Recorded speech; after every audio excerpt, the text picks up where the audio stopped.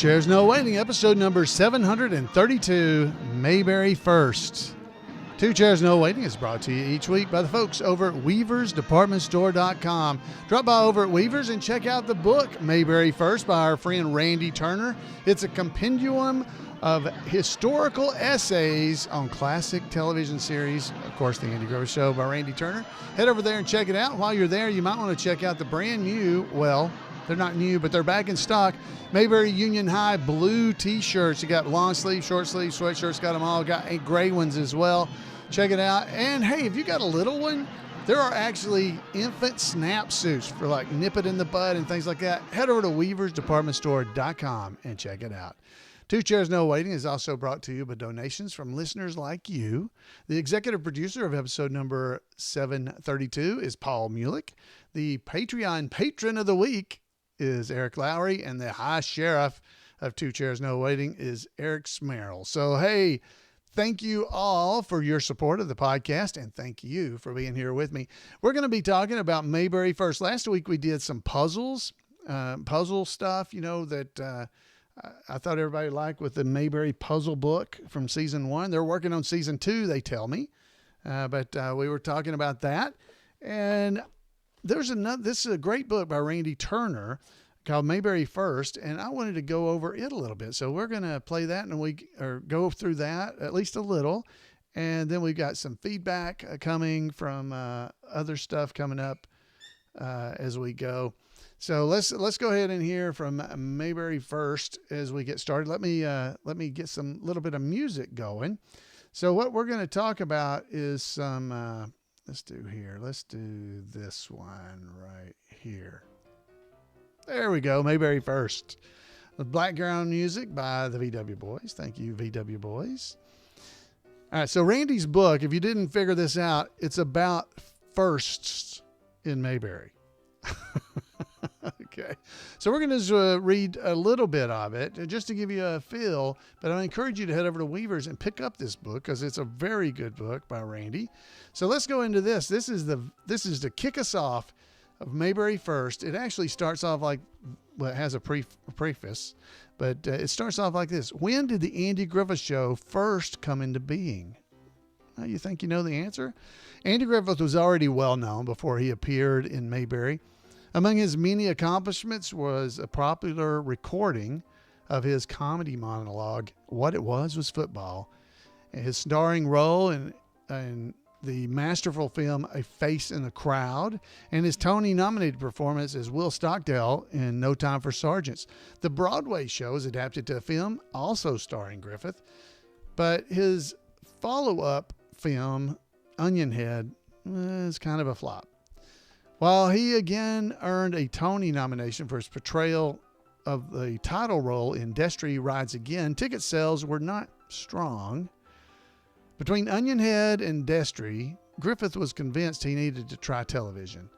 Griffith and his manager, Richard Dick Link, approached the legendary agent and president of the William Morris Agency, Abe Lastfogel, who represented actors such as Frank Sinatra, Marilyn Monroe, and who was responsible for the agency expanding to Hollywood and overseas. Lastfogel was also the agent of Danny Thomas. See, I didn't know some of this stuff, right?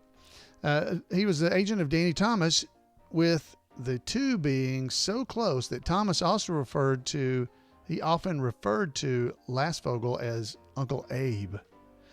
Link and Griffith explained Griffith's desire to work in television, and this led Lastfogel to contact the acclaimed television producer Sheldon Leonard and ask if he would be interested in developing a series for Griffith.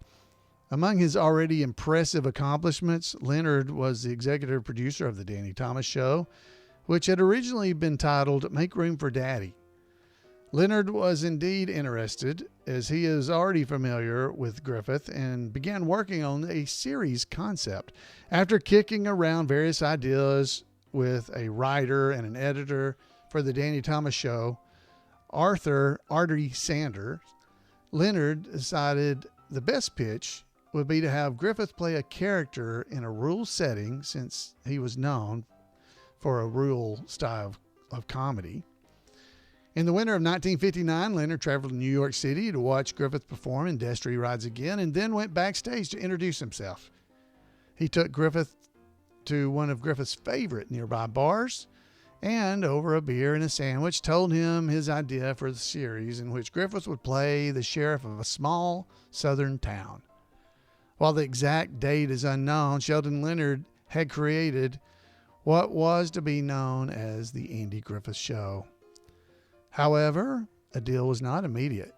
Griffith insisted on multiple meetings between himself, Link, and Leonard, surprising Leonard that he wasn't jumping at the chance to be a potential star of his own series.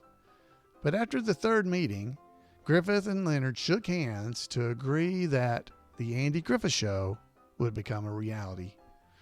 Of course, the fully realized show is the product of many people. Leonard's acknowledgement of Stander's contributions vary. Regardless, it was Stander who wrote the script for the pilot episode, which was aired on February the 15th, 1960, as an episode of The Danny Thomas Show. The show had already been picked up by sponsor General Foods before it even aired.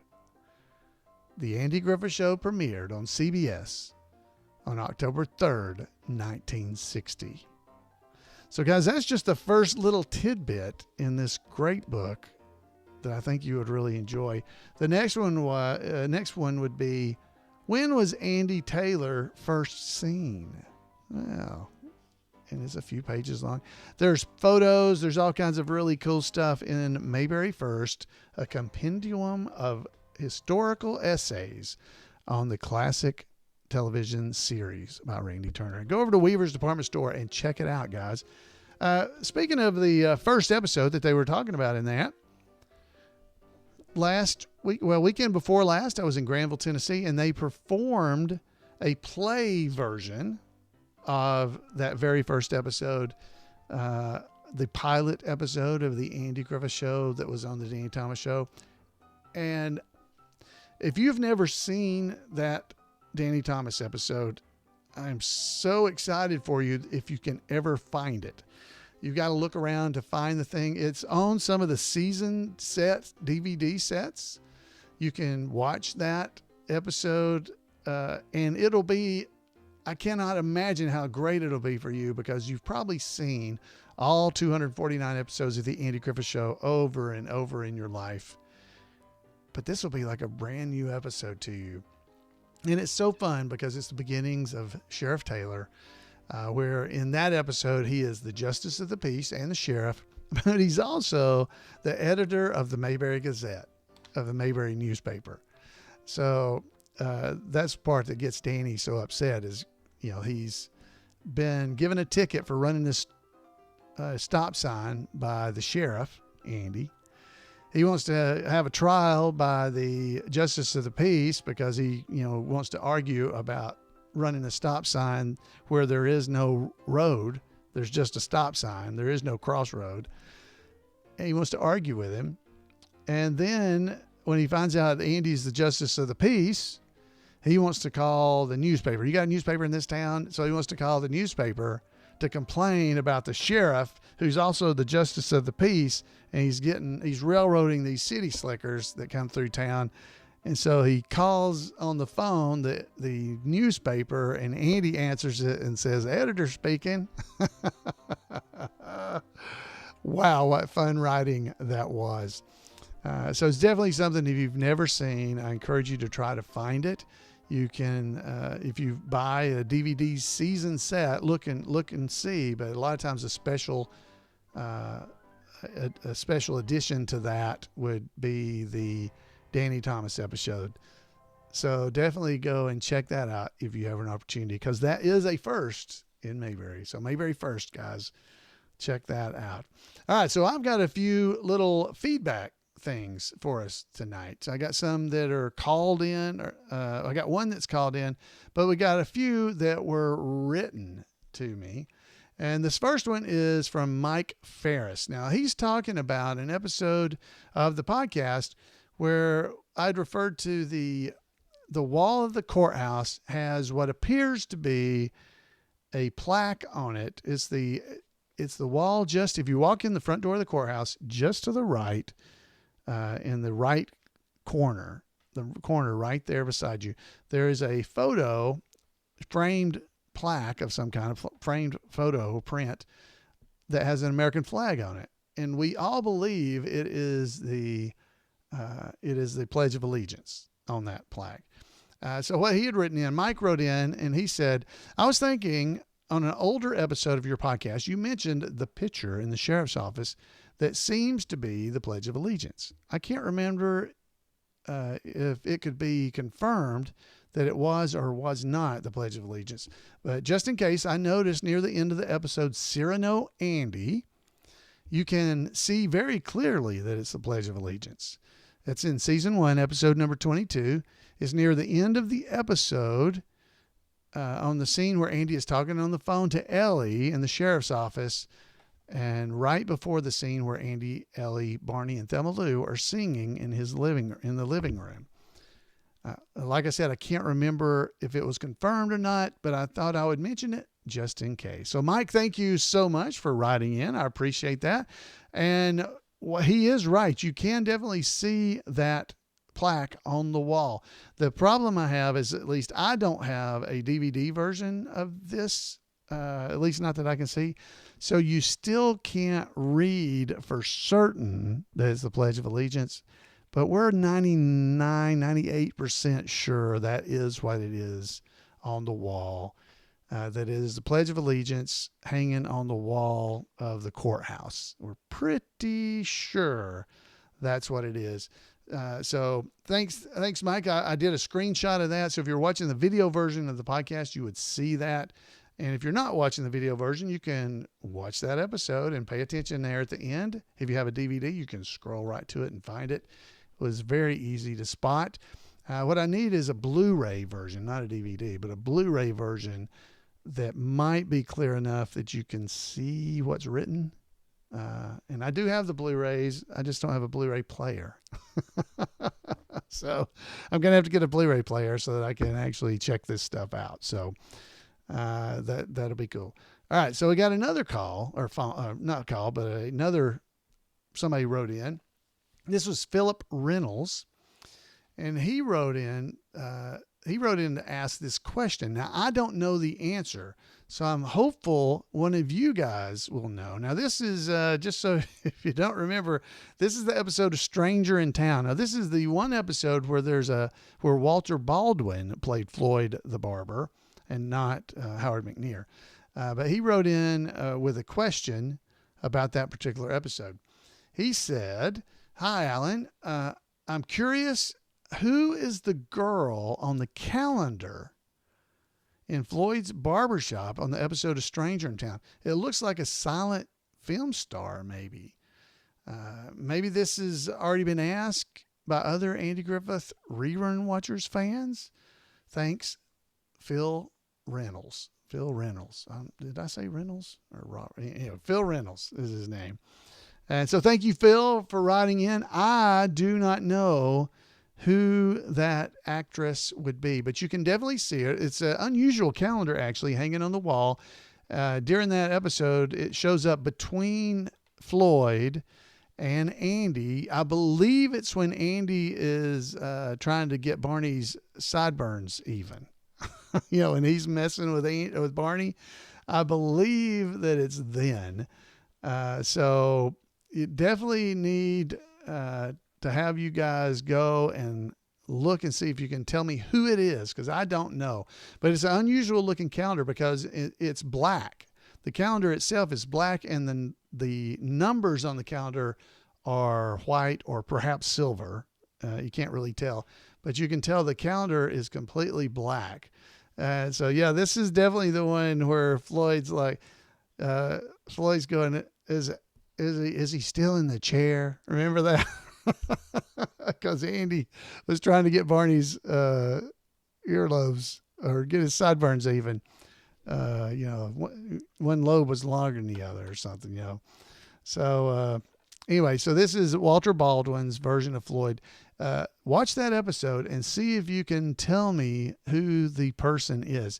It's a little too small for me to be able to do Google imaging to try to match the person. I tried that. And so far, nobody in the chat room has actually said a name. I'm looking at the chat room here to see if they're giving me a name. Speaking of the chat room, if you're available on Monday nights at 8 p.m. Eastern Time, you can join us live when I record this podcast at live.twochairsnowaiting.com. And you can be in the chat room and visit during the show. So definitely look at that and see. But thank you, Phil. We will definitely be looking into that in this question. So we'll try to figure out who that is. All right. So then I have a voicemail that I think you're going to really enjoy. This is a voicemail. I'm not even going to tell you who it's from. Let's hear from him in this voicemail that I think you're going to enjoy. Hey, Alan. My name is Bill Knotts. I'm Don Knotts' nephew. And I heard about your podcast from my cousin Karen, Don's daughter, when I was at Mayberry Days about a year and a half ago. I went and spoke with Professor Brower by the phone after I got home, and I went to his lecture with Karen. But I've been enjoying it. Just wanted to chat, say hi. I just got off a cruise ship. I do talks on cruise ships called Don Knotts, Barney Fife, and Mayberry, having a great time with that. And I'm actually booked in Virginia coming up in September.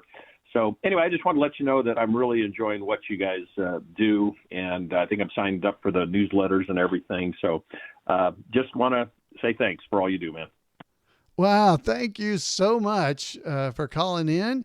And not only did he call in, he wrote in as well.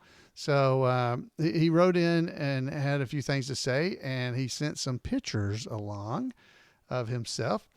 As he said, he's referred to as Cousin Bill, and Karen's mentions him in her book, Tied Up in Knots.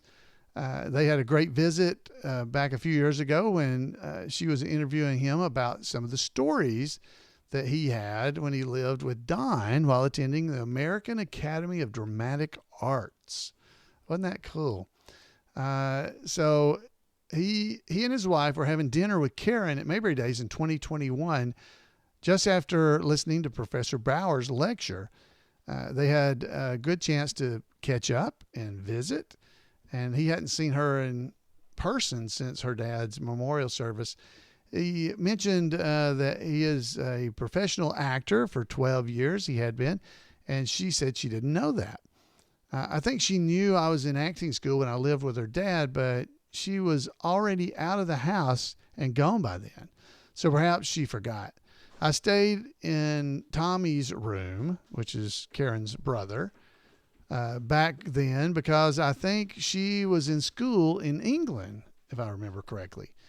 We did have a fun night cruising Van Nuys Boulevard before she flew out.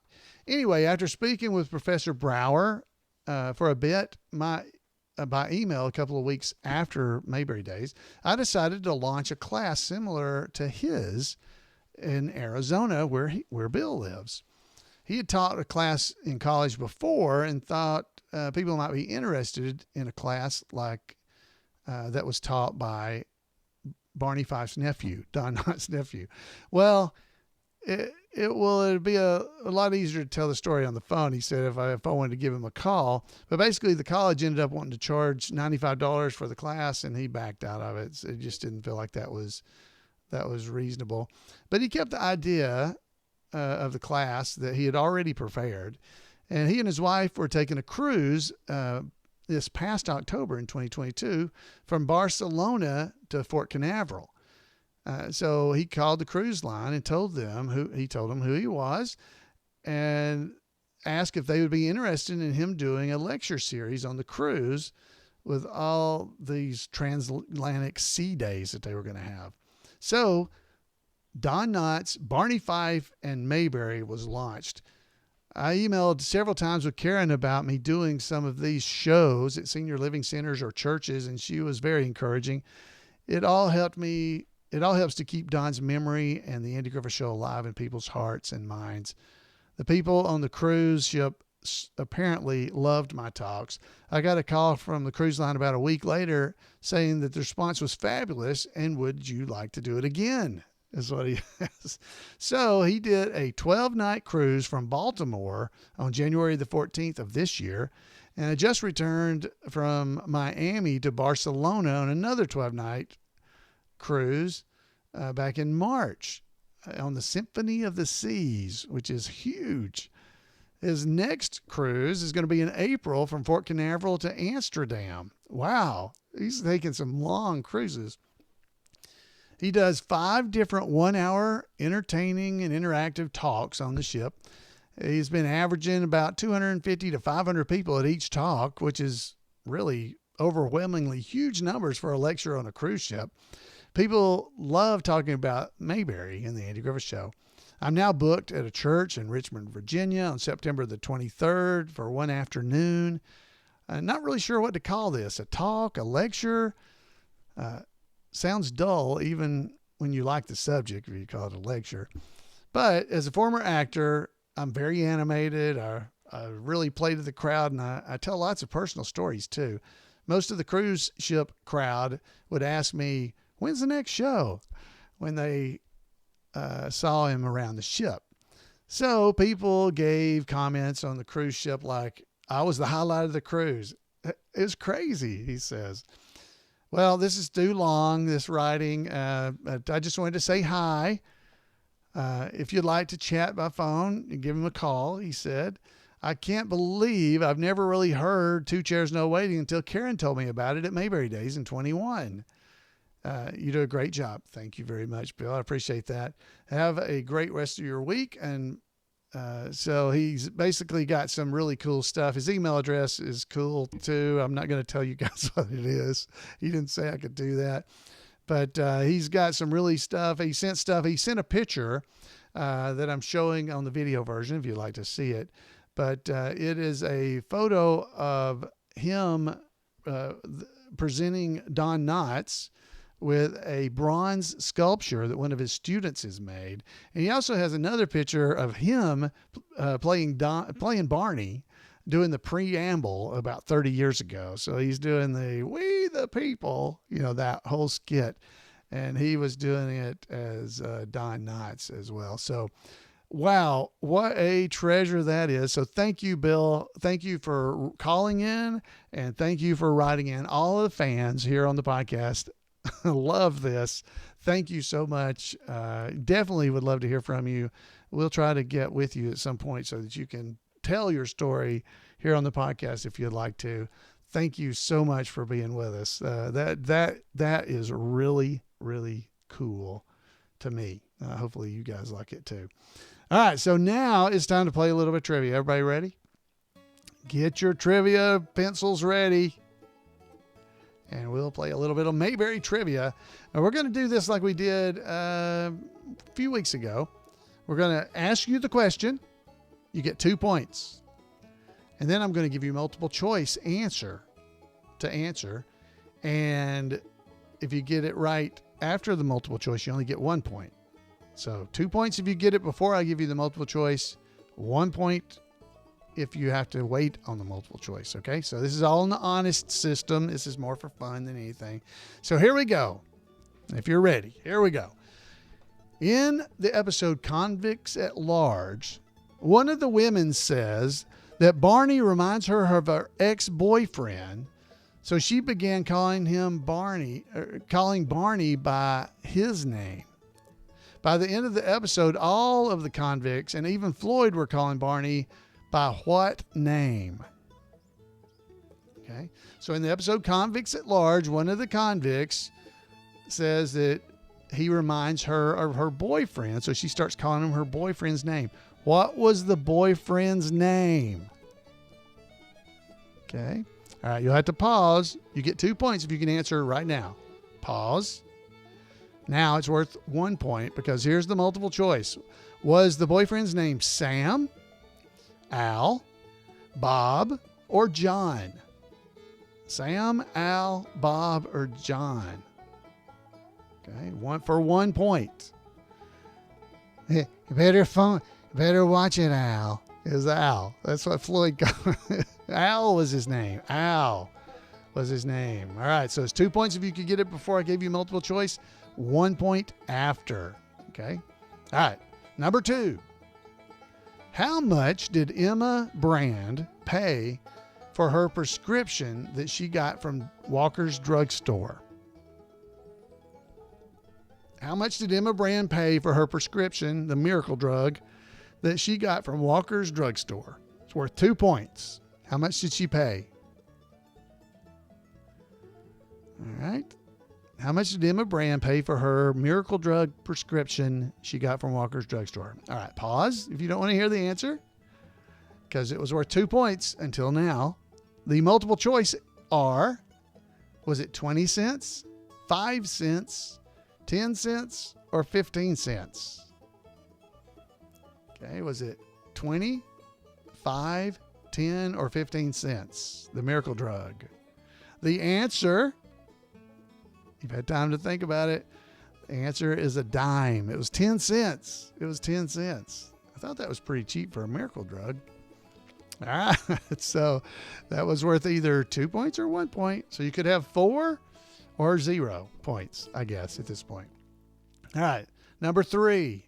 In the episode My Fair Ernest T. Bass, Andy attempts to teach Ernest T. some manners and then pass him off as his cousin from Raleigh at Mrs. Wiley's tea party. After speaking with Ernest T., Mrs. Wiley says that she knows he's not from Raleigh because of his accent. Where does she say, or where does she think he is from?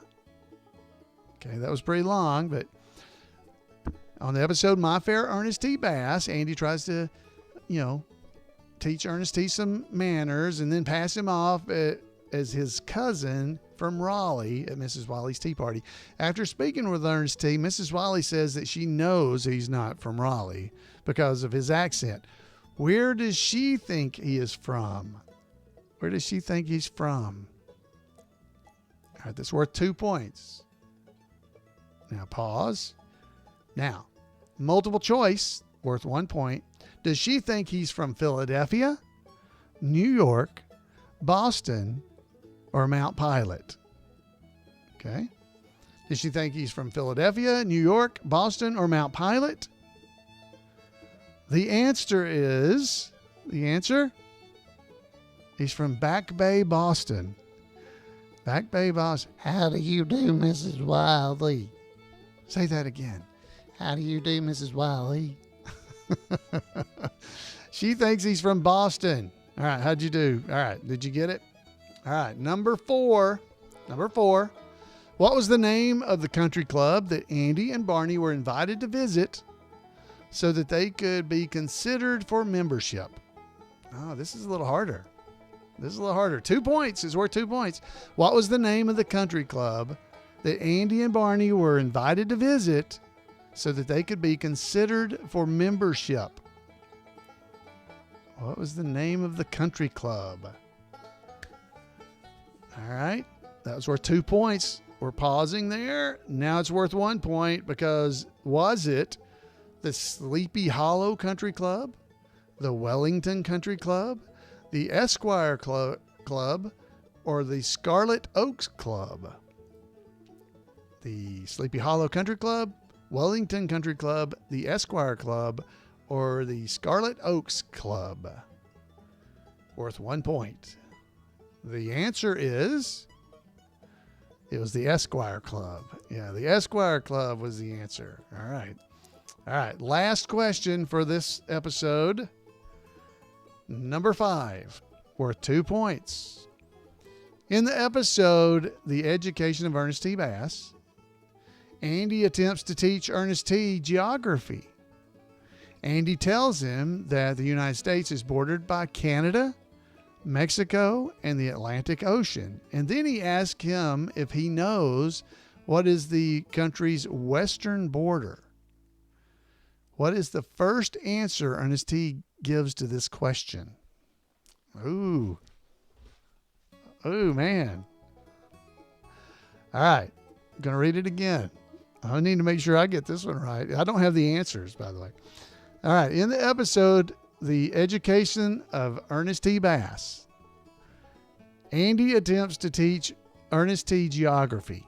Andy tells him that the United States is bordered by Canada, Mexico, the Atlantic Ocean, and then ask him if he knows what the country's westernmost border is.